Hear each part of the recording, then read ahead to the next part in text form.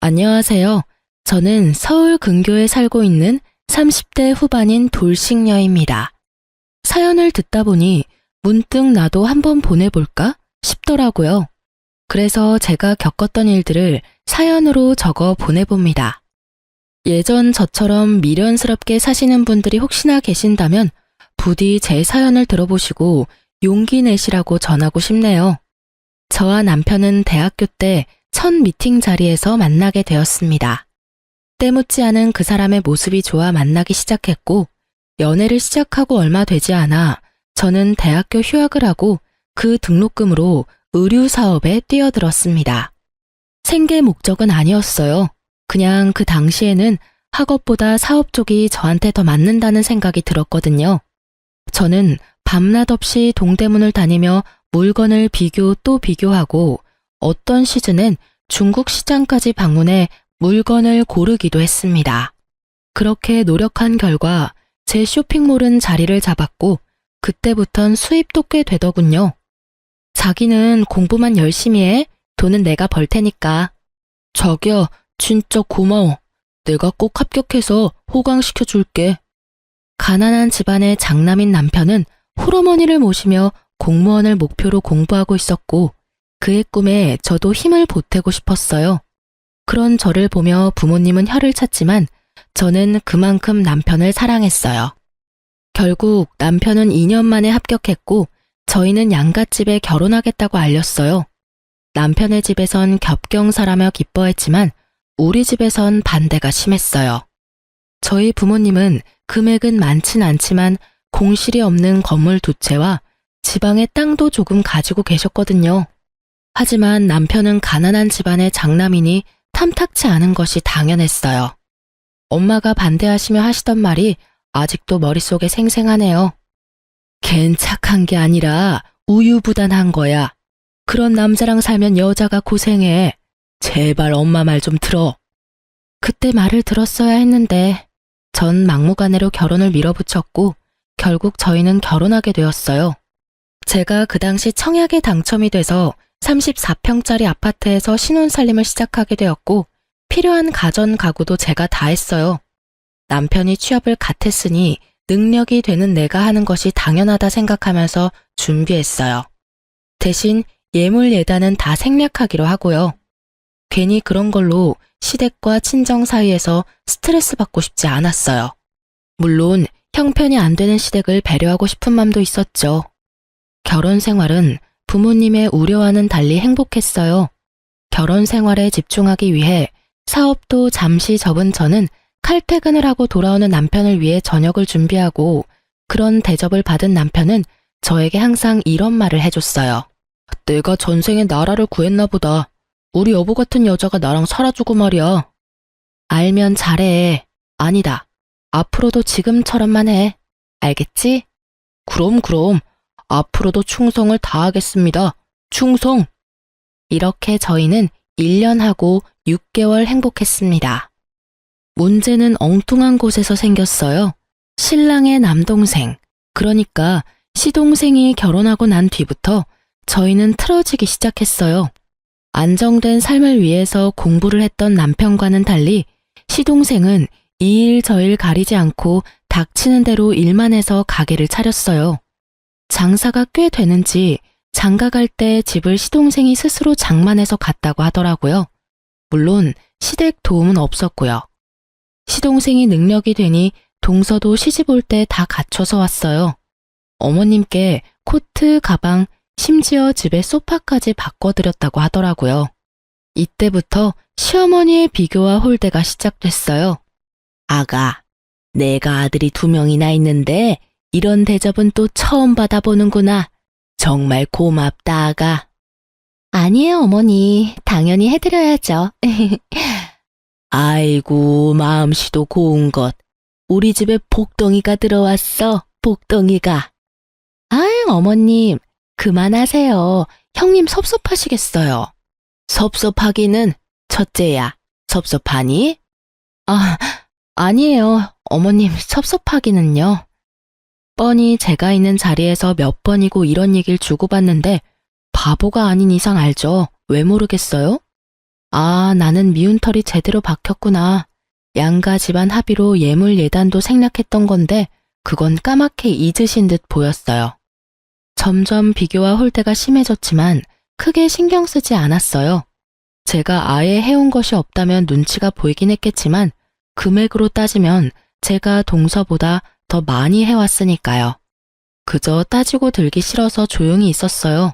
전 당당했고 참을만 했으니까요. 하지만 점점 참을 수 없는 일이 벌어지더군요. 예, 둘째네 오늘 병원 다녀왔는데 아들이란다. 이게 무슨 겹경사니? 정말 복덩이도 그런 복덩이가 없어. 어머, 너무 축하할 일이네요. 시어머니의 전화를 받은 저는 온몸에 소름이 돋으며 큰일이다 싶더군요. 앞으론 애 문제로 날 볶아대겠구나 싶어서요. 아니나 다를까 심할 때는 하루에도 몇 번씩 시어머니에게서 전화가 왔어요. 너흰 아직 소식 없니? 네, 어머니, 아직이요. 곧 생기겠죠. 곧이 언제니 대체? 너희 결혼한 지 이제 2년째다. 둘째네는 떡하니 아들까지 가졌는데 명색의 장남은 소식도 없으니 너희 노력은 하고 있는 거 맞니? 혹시 각방 쓰고 그런 거 아니지? 너희 혹시 피임하니? 처음에는 조심스럽게 물으시던 소식도 시간이 지날수록 점점 선을 넘으시더군요. 부부관계에 시어머니가 간섭하기 시작했고 심지어는 제 월경 날짜를 물으시곤 합방 날짜까지 정해주시더군요. 전 참다 못해 합방 날짜가 적힌 문자를 남편에게 보여주었죠. 여보, 이거 좀 봐봐. 이게 뭔데? 무슨 날이야? 어머님이 우리 합방하라고 정해주신 날짜야. 어떻게 생각해? 뭐? 우리 엄마가? 왜 그랬지? 나한테 생리 언제 하냐고 물으시더니 이렇게 문자 보내셨어. 우리 엄마가 급하긴 급한가 보네. 웃음이 나와 지금? 나는 하루에도 몇 번씩 임신 독촉 전화 때문에 스트레스 받아서 잠도 못 자는데. 미안해. 근데 좋은 게 좋은 거라고 여보가 좋게 생각해주면 안 될까? 내가 당신 그렇게 말할 줄 알아서 참고 참다가 하는 얘기야. 어머님 나한테 임신 문제로 전화하기 시작한 게 벌써 한 달이 넘었어. 정도껏 하셔야 나도 참지. 이건 해도 너무하시잖아. 내가 보기엔 걱정이 돼서 이러는 것 같은데 당신이 너무 예민하게 받아들이는 것 같아. 흥분을 조금만 가라앉히고 좋은 게 좋은 거라고 좋게 생각해보자. 응? 그놈의 좋은 게 좋은 거라고는 무슨. 지금 생각해보면 이때 그만뒀어야 했는데 그 빌어먹을 사랑이 뭔지 남편의 그 우유부단하고 흐린 판단력도 사람이 너무 착해서 상황을 너무 좋게만 생각하려고 한다 싶더라고요. 평소라면 그냥 넘어갔겠지만 다른 것도 아니고 임신 문제이기에 더 확고하게 제 생각을 말해야겠다고 생각했어요. 시어머니가 선을 넘기도 하셨고요. 예민? 내가 예민해? 입장 바꿔서 생각해봐. 우리 아빠가 당신한테 하루가 멀다 하고 전화해서 임신은 아직인지 같은 방은 쓰는지 서로 언제 잤는지 그런 걸 물어본다고 생각해봐. 심한 날엔 아침, 점심, 저녁 끼니 때마다 연락 오셔. 그런 날엔 나 밥도 제대로 못 먹어. 이래도 내가 예민하다고 생각해? 여보, 그리고 나라고 아기 가지기 싫은 줄 알아? 나도 아기 가지고 싶어. 남편을 잡고 얼마나 울었는지 몰라요. 그간의 서러움이 한 번에 밀려오면서 진짜 어린아이처럼 울었어요. 난 엄마가 당신한테 이렇게까지 하는 줄 꿈에도 몰랐어. 미안해. 내가 더 신경 썼어야 했는데 내가 어떻게 할까? 어떻게 하면 될까? 아, 당신이 말했던 병원이라도 갈까? 가자. 그까짓 검사 받는 거 뭐가 대수라고. 내일 연차 쓸 테니까 당장 가보자. 정말? 당신 싫다고 했잖아. 당신이 이렇게 오는데 내가 싫은 게 대수야?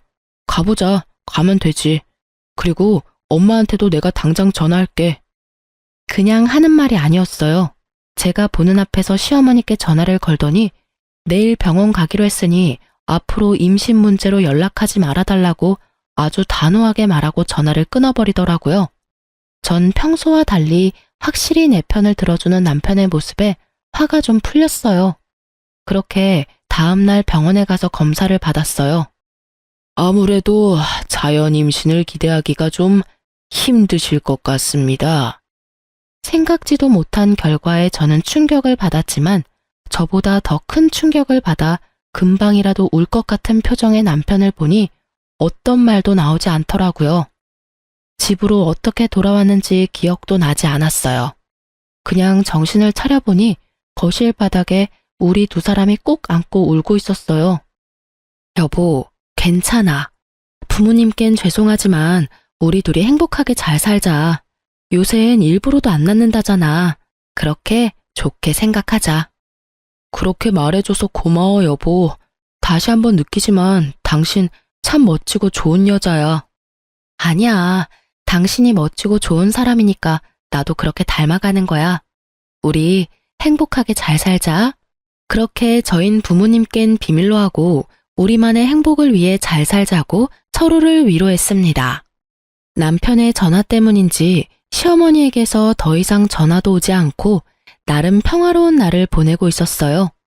며칠째 기운 없는 남편을 위해 선물이나 사줄까 하는 생각에 휴대폰으로 검색을 하고 있었죠.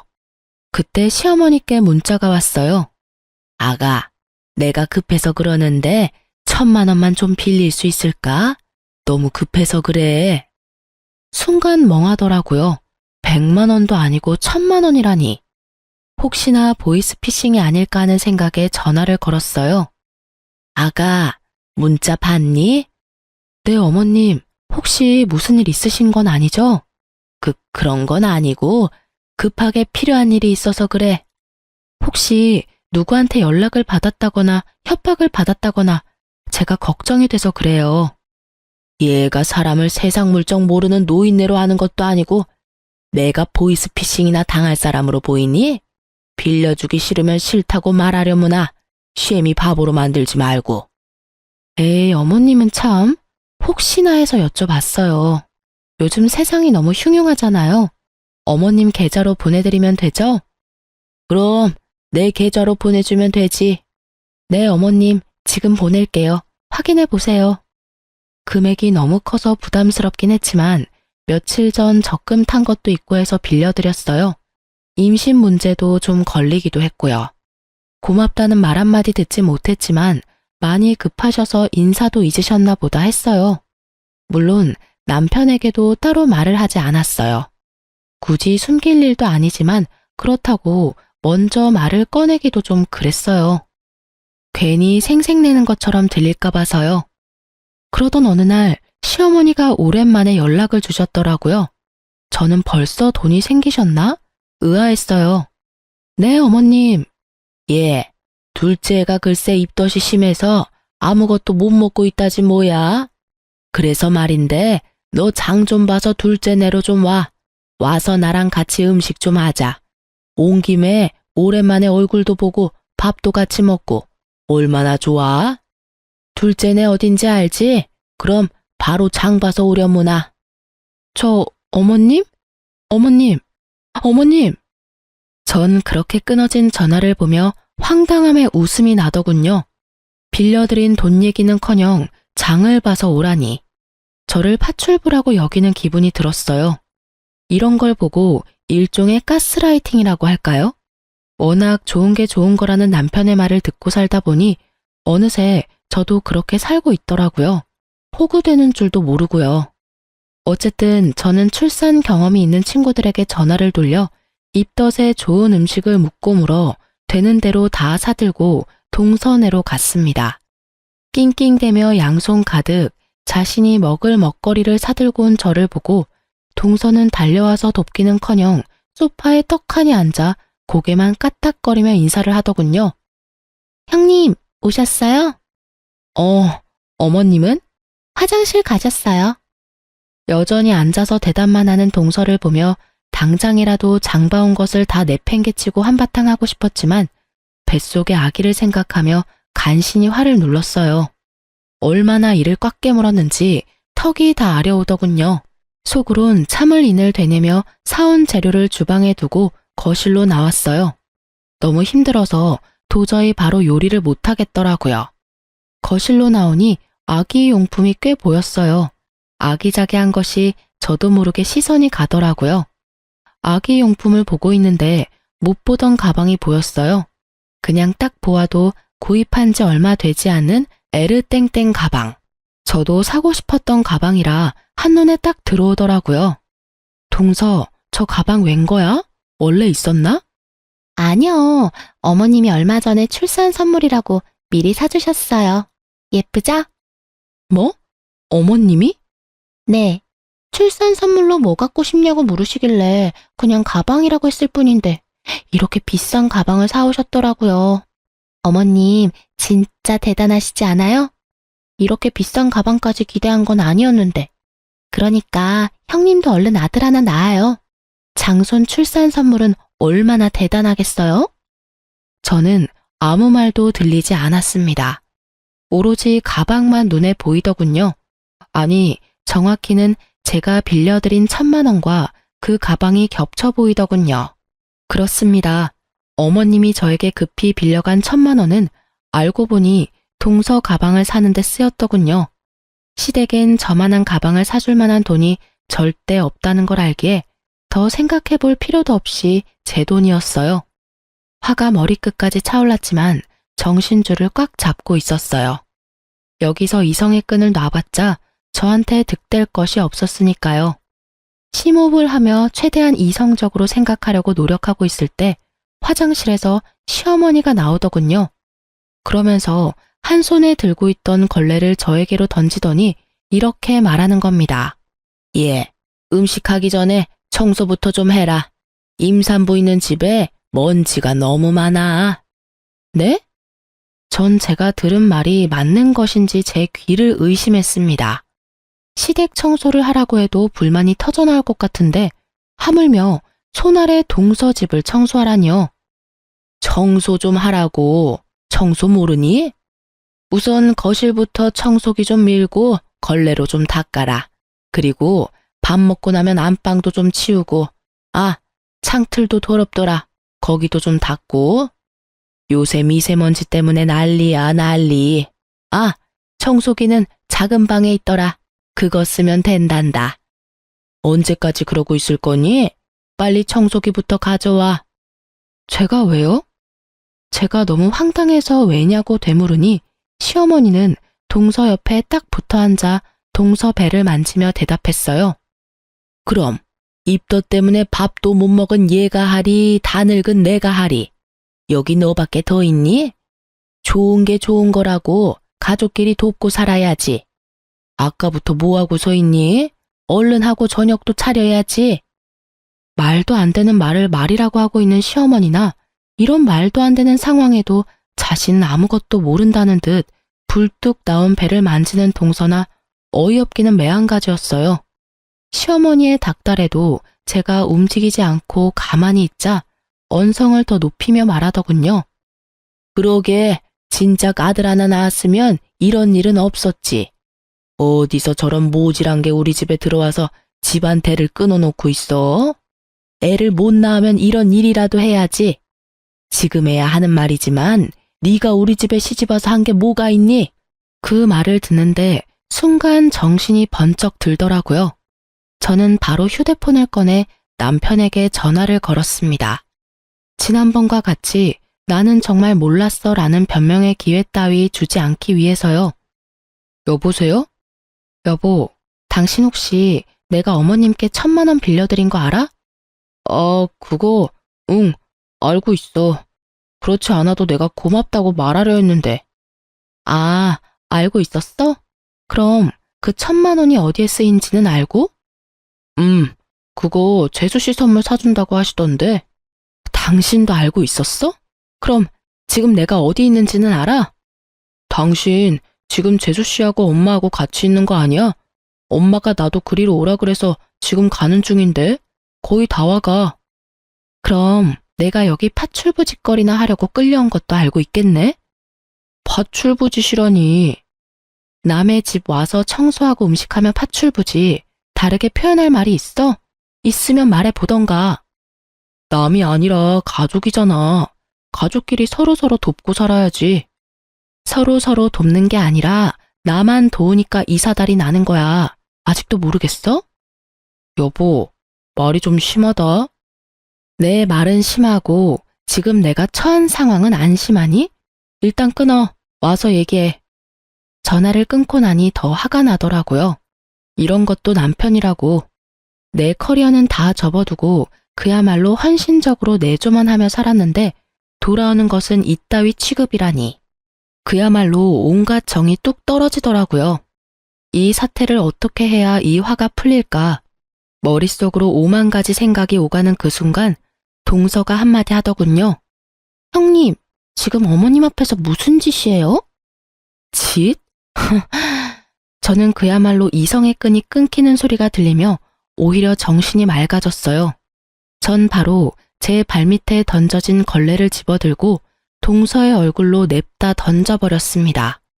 야, 너 임신한 게 유세냐? 입덧해서 밥 못 먹고 청소를 못하면 친정엄마를 부르던지. 그것도 안 되면 돈 주고 사람을 부르면 될 일이지 어디 사람을 오라가라 해? 저의 말과 행동에 적잖게 놀란 동서는 걸레가 닿았던 얼굴을 닦아내며 저를 노려볼 뿐 아무 말도 못하고 있었고 시어머니는 벌떡 일어나 막말을 하기 시작하더라고요. 시집 올 때 몸뚱이 하나 가지고 와서 내 아들이 벌어다주는 돈이나 펑펑 쓰면서 놀고 먹는 그런 주제에 어디서 니까짓 게 큰 소리야? 전 치사하고 더러워서 끝까지 하고 싶지 않았던 말을 하기로 했습니다. 어쩌겠어요. 새까맣게 잊으신 것 같으니 제가 다시 일깨워 줄 수밖에요.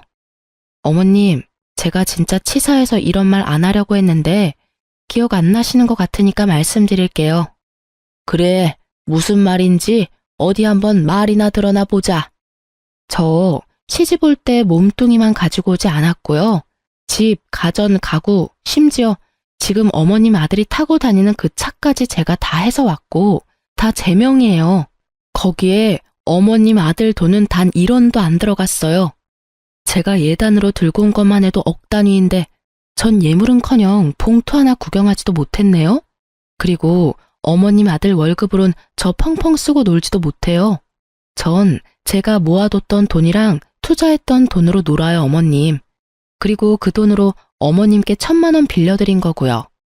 그런데 그 돈으로 어머님은 동서 가방을 사주셨네요. 제 말에 동서는 몰랐던 사실을 알았다는 듯 놀란 눈으로 시어머니와 저를 번갈아가며 보더라고요. 그랬겠죠. 시동생이 가난한 자신의 집안 상황을 제대로 설명했을 리도 없겠죠. 지금 시부모가 살고 있는 집이 겉에서 보기엔 그럴듯했지만 사실 그 집은 자가가 아닌 전세인데다가 그 전세금도 월세로 사는 부모님을 두고 자신들만 좋은 집에 살 수 없었던 남편과 시동생이 마련해 줬던 거니까요. 속 시원하게 내뱉긴 했는데 순간적으로 아, 내가 너무 심했나? 싶더군요. 미우나 고우나 아직은 시어머니고 어른이시니까요. 하지만 그런 저의 고민을 한 방에 날려줄 말들이 시어머니 입에서 흘러나오고 있었습니다. 너 아들 하나 못 낳는 년이 성질만 나빠서는 너 그러니까 아기가 안 생기는 거야. 알아? 너같이 돈만 밝히고 못된 년은 평생 노력해도 임신은 꿈도 못 꿀 거다. 혹여 임신이 된다고 해도 그 애가 멀쩡히 잘 붙어 있겠니? 그 못된 신부에 떨어지고도 남지. 이 나쁜 년. 부모님께도 한 번도 들어본 적 없는 욕과 저주 섞인 말을 듣고 저는 생각했습니다. 사실을 밝혀야겠다고. 이런 사람에게 더는 배려할 필요가 없다고 말입니다. 아니요. 저는 충분히 아기 낳아드릴 수 있는데 어머님 아들이 고자라서 아기를 못 낳아드려요. 제가 문제가 아니라 어머니 아들이 문제라고요. 무정자증이라고 아세요? 어머님 아들이 무정자증이래요. 그렇습니다. 병원에서 저희가 들은 말은 남편이 무정자증이라 임신이 어려울 것이라는 결과였습니다. 저는 남편을 너무 사랑했기에 모든 것을 그냥 받아들였습니다. 저에겐 있지도 않은 이세보단 남편이 우선이었고 자신에게 문제가 있으니 다시 임신 얘기가 나오면 남편이 중간 역할을 잘해줄 것이라 믿었으니까요. 그래서 다 비밀로 하고 그냥 묻고 지나가려 했는데 이렇게 나오니 더는 숨길 필요가 없겠더라고요. 뭐가 어쩌고 저째? 네가 이제 하다 별 거짓말도 다 하는구나. 아들 가진 둘째가 부러우면 부럽다고 말해. 잘난 것도 하나 없는 년이 어디서 거짓말이야? 못된 년, 나쁜 년. 할 말 못할 말이 따로 있지 어디서 그딴 거짓말을? 말에 반은 욕설인 그 사람을 보며 전 더 이상 어머니라 부르기도 싫어졌네요. 그래서 더 눈을 똑바로 뜨고 말했어요. 아줌마, 그럼 잘난 동서랑 평생 사세요. 네? 이 잘난 것 하나 없는 년은 이만 사라질 테니까요. 제 말을 들은 동서는 너무 놀라 두 손으로 입을 틀어막았고 시모는 저를 한 대 칠 기세로 다가왔어요. 저는 때릴 테면 때려보라는 심보로 가만히 서 있었고요. 그런데 갑자기 시모가 바닥에 주저앉아 대성통곡을 하는 것이 아니겠어요. 저를 잡아 죽일 듯 하던 기세는 온데간데 없고요. 저는 당황스러워 바닥에 주저앉은 시모를 보고 있었어요. 그 순간 제 뒤에서 목소리가 들려오더라고요. 이게 다 무슨 일이야? 엄마 왜 울어? 그래요. 남편이 어느새 제 뒤에 서 있더군요. 시모는 자기 아들이 오는 걸 보고 우는 연기를 시작하신 거였어요. 제가 아까 잠근 걸 혼자 들고 들어오느라 현관문을 열어두고 닫는다는 걸 깜빡했더라고요. 그 활짝 열린 문으로 남편은 들어왔다가 이 사단을 본 것이었어요. 당신이 뭐라고 했어? 남편의 물음에도 제가 아무 말도 안 하니 동서가 얄밉게 답했어요. 어머님이 청소 좀 도와주면 안 되겠냐고 하시니까 형님이 제 얼굴에 걸레를 막 던지고 어머님한테는 아줌마라고 하면서 소리를 막 지르시는데 저희 너무 무서웠어요. 무정자증 얘기는 빼더군요. 그건 동서도 입에 올리기 그랬던 모양이었어요. 동서의 소름 끼치는 연기가 끝나자 더 소름 끼치는 어머님의 연기가 시작되더군요. 아이고, 내가 너무 오래 살았지. 오래 살았어. 청소 좀 같이 하자고 했더니 시애미를 잡아먹으려고 하지를 않나. 손 아랫사람이 좋게 한마디 했다고 시애미 보는 앞에서 걸레를 집어 던지지를 않나. 그뿐이니 감히 내가 보는 앞에서 내 아들을 쥐잡듯이 잡고. 아이고, 내가 너무 오래 살았어. 내가 죽어야지. 이 꼴 보면서 더 살면 뭐해? 어머님, 그런 소리 하지 마세요. 막장 드라마에서 보던 장면이 눈앞에 펼쳐지자 할 말은 사라지고 넋을 놓고 보고만 있게 되더라고요. 그러면서 이때껏 저런 사람들을 가족이라고 생각했던 저 자신이 한심스러우면서 상황이 더 명확히 보이기 시작했어요. 아, 이 사람들은 내가 진짜 우습구나, 날 진짜 호구로 봤구나 하고요. 아줌마? 당신 진짜 그랬어? 실망 가득한 눈빛으로 저에게 말하는 남편을 보며 저는 신랄 같은 희망마저 사라졌어요. 그랬어. 제정신이야? 왜 그랬어? 당장 사과 못해? 내가 왜 사과를 해? 당신 날 몰라? 내가 이렇게까지 하는 데는 그 이유가 있을 거란 그런 생각은 못하는 거야? 이유? 그래, 이유나 좀 알자. 당신 도대체 왜 이래? 엄마가 당신한테 돈 빌려서 가방 사준 것 때문에? 그깟 1,000만 원이야. 다시 벌면 되는 거고. 돈은 엄마가 다시 갚는다잖아. 그리고 우리가 그 돈 없으면 죽어? 그것도 아니잖아. 뭐? 그리고 장봐 와서 밥 좀 해주면 안 돼? 다른 사람도 아니고 임신한 가족이 입덧 때문에 밥도 못 먹고 있다는데 많이 양보해서 우리 엄마가 너무 심했다고 치자. 그렇다고 시어머니한테 아줌마라고 하는 게 제정신으로 할 수 있는 말이야? 당신 이런 사람이었어? 저는 더는 말할 가치를 못 느끼겠더라고요. 입 아프게 말해봤자 알아들을 사람으로도 안 보였고요. 그래도 할 말은 해야지. 이것까지 참았다간 병이 생길 것 같아 겨우 입을 열었습니다. 내가 제정신이 아니었네. 그러니까 이딴 호구짓이나 하고 있지. 뭐? 호구짓? 가족끼리 돕는 게 호구짓이야? 그렇게 가족 돕는 게 좋으면 네가 와서 하지 그랬어. 엄연히 따지면 난 가족도 아니잖아. 그리고 와서 음식하는 건 내 몸이고 내 손인데 왜 네가 된다 안 된다를 판단해? 네가 된다고 하면 나는 당연히 와서 청소도 하고 음식도 해줘야 해? 웃기지도 않아, 진짜. 그깟 1,000만 원. 1,000만 원은 당신 돈이야? 내 돈이야. 그리고 그깟이면 네가 빌려주지 그랬어. 아, 너한텐 1,000만 원은 고사하고 500도 없지? 야, 너 진짜 말 다 했어? 아니, 아직 중요한 말을 못했어. 우리 이혼해. 난 더는 이런 취급받으면서 너랑 살 생각 없어. 그러니까 잘난 너희 가족끼리 잘 먹고 잘 살아. 당신 후회할 짓 하지 마. 후회? 참나. 큰 착각하는 것 같아서 하는 말인데 나 당신한테 손톱만큼도 미련 없어. 오히려 나 지금 기뻐. 이젠 이 지긋지긋한 집안 안 보고 살아도 된다고 생각하니까 몸이 막 깃털처럼 가볍다고. 그러니까 너나 후회하지 말고 잘 살아. 그리고는 뒤를 돌아 그대로 나와버렸습니다. 뒤에서 남편이 부르는 소리와 어머니의 욕설이 들려왔지만 다 무시했어요.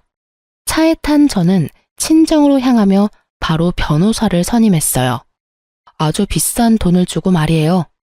전 될 수 있으면 빠르고 통쾌하게 이혼하고 싶었거든요.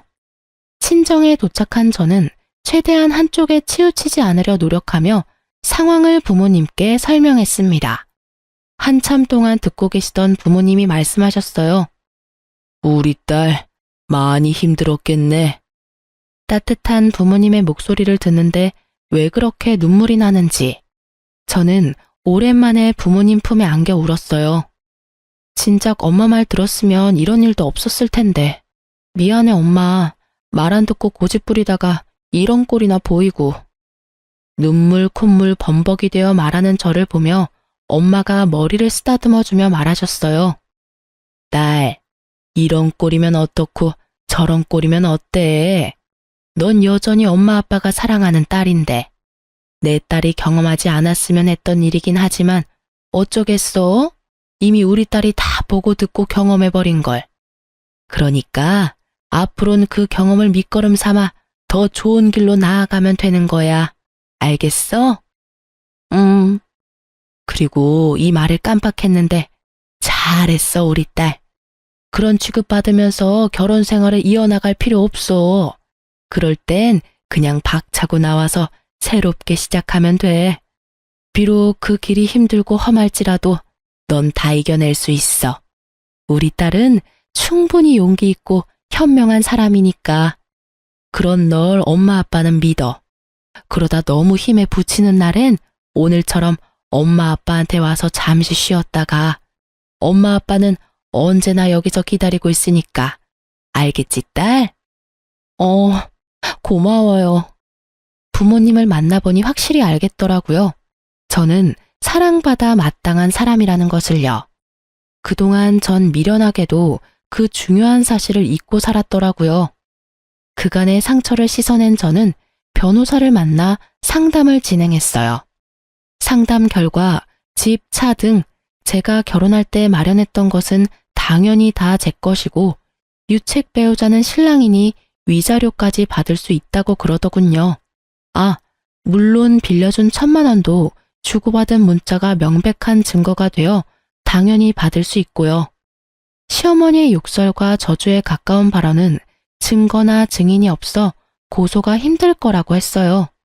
녹음해야 했는데 그럴 정신도 없었고 동서가 증인으로 나설 일은 없을 테니까요.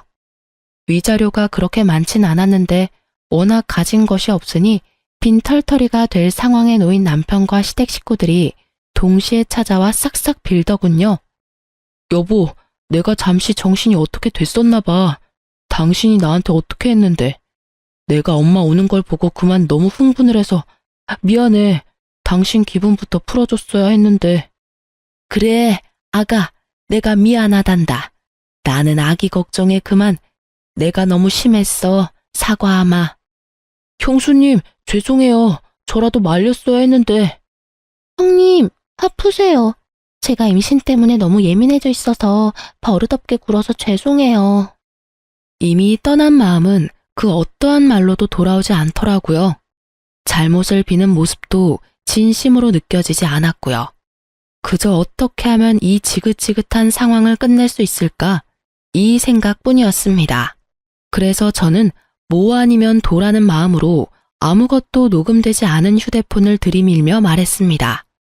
당장 다들 돌아가 주세요. 그렇지 않으면 그날 어머님께서 저한테 욕하시고 심하게 말씀하신 거 이 휴대폰에 낱낱이 녹음되어 있는데 이것까지 변호사님께 제출해서 고소 진행해달라고 할 겁니다. 알겠어요? 그까지 걸로 고소가 되는 줄 아니? 그리고 내가 욕을 언제 했다고 그래? 고소가 된다고 하더라고요. 저희 변호사님이. 그래서 하는 김에 같이 고소하려다가 그래도 살았던 정이 있어서 고소는 하지 않겠다고 했는데 제가 또 실수한 것 같네요. 어머님이 입에 담지도 못할 욕설과 모진 말들을 잊으신 걸 보니깐요. 원하신다면 한번 들어보실래요? 저도 한번 들려드리고 바로 고소 진행하죠 뭐. 저의 천연덕스러운 연기에 다들 입으로 욕은 하지 못하지만 눈빛으로는 심한 욕들을 하고 돌아가더라고요. 그렇게 저의 이혼은 빠르고 성공적으로 잘 마무리되었어요. 오래 연애를 했던 터라 이혼 후에도 남편의 얘기가 들려오더라고요. 그때 그 집 문이 활짝 열려 있어서 앞집 옆집 사람들이 싸우는 거 다 들었다더라. 너희 시댁이었던 집이랑 동서네랑 한 동네였잖아. 그 동네에 그 집 첫째 아들 무정자증이라고 소문이 쫙 돌았대. 거기에다가 그 시어머니였던 사람이 너한테 막말하면서 욕한 것도 소문이 쫙 돌아서 한동안 난리 났었어. 뭐 그런 뻔뻔한 집안이 다 있냐고. 그러니 그 동네에서 계속 살 수 있겠니? 아파트는 헐값에 그냥 처분하고 시댁집도 이사했다고 하더라. 우리 친구들 사이에도 소문 쫙 나서 네 전 남편 재혼은커녕 모임도 못 나온다 그러더라. 요즘엔 본가 들어가서 살고 있다나 봐. 하긴 너한테 위자료 주고 집 얻을 돈이나 있겠어? 그러게 좀 잘하고 살지. 너 같은 복덩이가 어디 있다고. 그러게나 말이다. 너희 부모님은 뭘 하셔? 내 얘기 들으시곤 잘했다고 칭찬까지 해주시더라. 하긴 나 같아도 그렇겠다. 하여튼 잘했어. 다음 주 모임인데 넌 나올 거지? 생각해보고. 전부 네 편이니까 불편하게 생각하지 말고 편하게 와서 밥이나 먹고 가. 알겠지? 알겠어. 고마워. 신경 써줘서. 별 말을 다 한다. 다음 주에 봐. 자기 일처럼 통쾌해하며 제 복수의 끝을 알려주는 친구의 전화 덕에 전 비로소 발을 뻗고 잤답니다. 여기서 끝이냐고요? 아니요. 이혼 절차가 마무리되고 한 달도 지나지 않은 어느 날 동서가 찾아왔더라고요. 형님, 제발 다시 한번 생각해 주시면 안 될까요? 제가 잘할게요. 동서, 이러지 마. 형님, 제발요. 이러다가 어머님은 물론이고 아주버님까지 모시고 살게 생겼어요. 저 좀 살려주세요. 역시는 역시였습니다. 사람 쉽게 변하는 게 아니더군요. 저한테 미안해서 온 것이 아니라 자신이 가난한 집안을 다 떠맡게 생기니 호구 같은 제가 필요해서 왔던 거더군요. 저는 뱃속의 아기를 생각해 좋게 보내려 했건만 하는 행실을 보아하니 말로는 곱게 보내긴 힘들어 보였어요. 그래서 나보고 다시 그 집구석으로 들어가서 또 그렇게 호구 잡히고 살라는 말이야? 동서, 양심이 있어 없어? 어떻게 나한테 그런 말을 해? 그리고 동서 나한테 어떻게 했는지 잊었어? 나 더는 동서뿐 아니라 그 집안 사람이랑 말도 섞기 싫으니까 당장 돌아가줘. 제가 진짜 잘못했어요. 형님, 이렇게 빌게요. 앞으로 형님 말이라면 뭐든 다 듣고 잘할게요. 결국 동서는 무릎까지 꿇고 빌며 울더라고요. 배는 만삭인데 그런 몸으로 그러고 있으니 난감했습니다.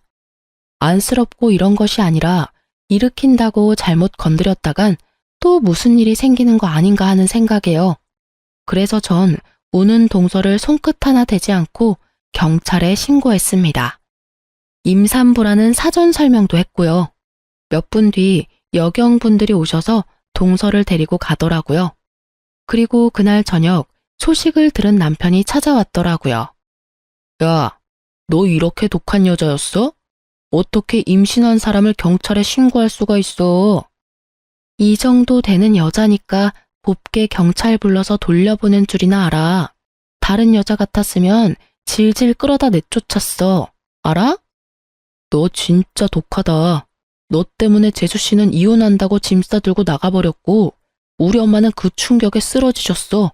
어떻게 책임질 거야? 동서가 집을 나갔어? 하긴 그간의 한 짓거리를 보면 그러고도 남겠다. 근데 그게 왜 내 책임이야? 호구짓 하던 든든한 방패막이 사라지니 도망친 동서나 그 충격으로 쓰러진 네 엄마나 전부 자기가 저지른 일, 자기가 벌 받는 거야. 당신 진짜 내가 알던 사람 맞아? 이렇게 피도 눈물도 없는 독한 여자인 줄도 모르고. 당신이야말로 이렇게까지 상황 판단이 안 되는 사람인 줄 내가 미처 몰랐네.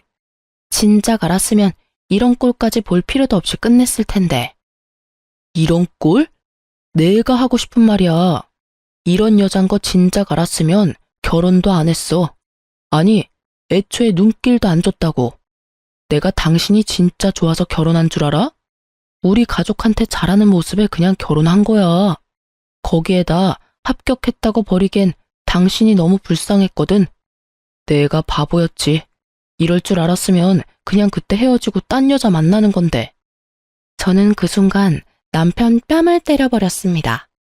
웬만해선 손도 대기 싫었지만 도저히 화가 나서 참을 수가 없더라고요. 참 고맙네. 그나마 남아있던 미운 정도 다 털어내게 해줘서. 그리고 방금 한 대 맞은 거 신고하고 싶어도 조금만 참아. 내가 아까 불청객 왔다고 신고해서 경찰들이 곧 올 거거든. 그때 신고하든가 말든가.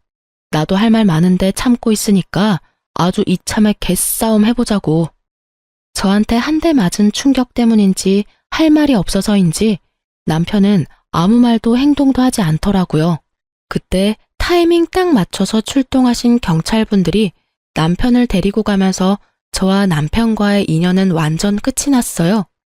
이따금씩 들려오는 소식엔 결국 시동생네는 이혼을 했고 동서는 아기까지 버리다시피 하고 연락을 끊어버렸다고 하더라고요. 시댁 식구들과 남편은 다 저 때문에 일어난 일이라며 사람들에게 제 욕을 그렇게 하고 다닌다는 얘기까지 들려왔어요. 전 얼굴도 들고 다니지 못하게 남편 회사에도 소문을 쫙 내버릴까 하고 잠시 고민했지만 그러진 않았어요.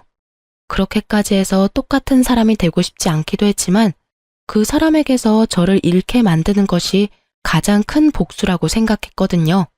저는 정말 지긋지긋한 신혼집도 팔고 새 보금자리를 얻었어요. 거기에다 이혼할 때 받은 위자료에 제 돈을 조금 더 보태서 오프라인 매장도 차리고요. 이제 다시 제 삶을 잘 살아보려고요. 비록 돌싱녀지만 제가 능력이 있고 자신감도 있으니까 괜찮은 맞선 자리가 계속 들어오더라고요. 정말 이혼이 흠이 아닌 시대가 오긴 했나 봐요. 당장은 아니지만 빠른 시일 내에 연애도 해볼까 합니다. 오늘이 내 생애 제일 젊은 날이라고 하잖아요. 제일 젊고 예쁜 오늘을 지난 날만 떠올리면서 살 수는 없으니까요. 제 긴 사연을 듣고 계신 분 중에서 미련했던 저같이 살고 계신 분이 있다면 말씀해드리고 싶어요. 이혼이 꼭 정답은 아니지만 그렇다고 흉도 아니에요. 아내란 이유로, 며느리란 이유로 정당하지 않은 대접과 그것을 당연하게 여기는 사람들에게 주눅들지 마세요. 당당해지세요. 누군가에게는 둘도 없는 자식이자 대접받고 사랑받아 마땅한 사람입니다. 그럼 지금까지 제 긴 사연 들어주셔서 감사합니다. 좋은 하루 되세요.